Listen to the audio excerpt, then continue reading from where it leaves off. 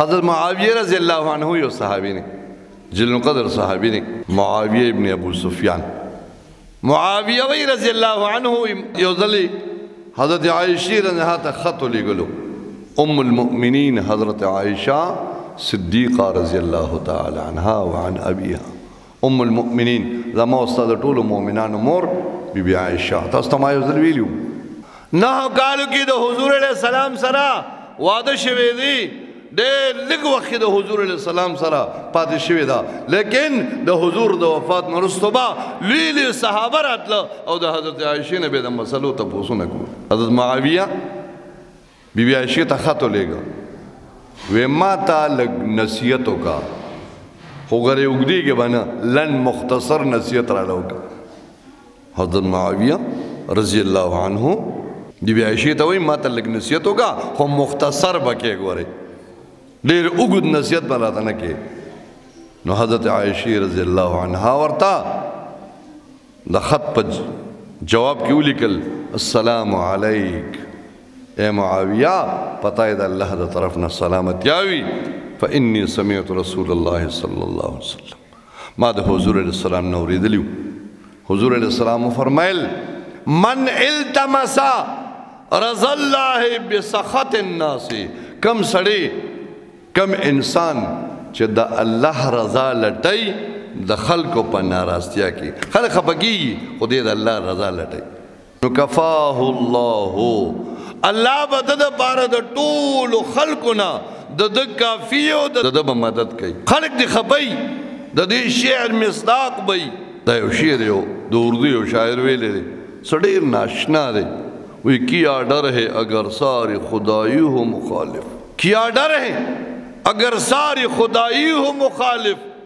کافی ہے اگر ایک خدا میرے لیے سیردہ سخبگان دے طول خدایی طول مخلوقات زمان نارادشی یو اللہ راضی شی نو دا در حدیث مقدار سرا دا حدیث سرا دا شیر یو شان دے کیا ڈر ہے اگر ساری خدایی ہو مخالف کافی ہے اگر ایک مولا میرے لیے یو اللہ زمان سرے ما دا پردہ یو اللہ کافی دے اور بیا فرمائی وی توحید تو یہ ہے کہ خدا حشر میں کہہ دے توحید تو یہ ہے کہ اللہ حشر میں کہہ دے یہ بندہ دو عالم سے خفا میرے لیے ہے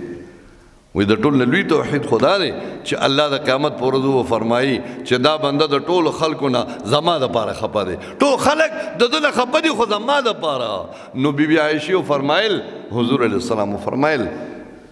من التمسا رضا اللہ چاچ دا اللہ رضا اولٹولا بسخط الناس دا خلقو با مخالفت کی خلق مخالفت کی خودی دا اللہ رضا لٹ نو کفاہ اللہ با دا ٹول خلقنا کافی شی او بل ومن التمسا رضا الناس چاچ دا خلقو رضا اولٹولا فلان کے خپنشی فلان کے خان خپنشی فلان کے اللہ دے خپنشی خیر دے خود فلان کے خپنشی نو چکلا انسان دا مخلوق دا پارا اللہ ناراض کی دا یو زما دا دیر وقتنا اور دل خبر دا او دا حدیث پرانا کے دا چکم انسان دا مخلوق دا پارا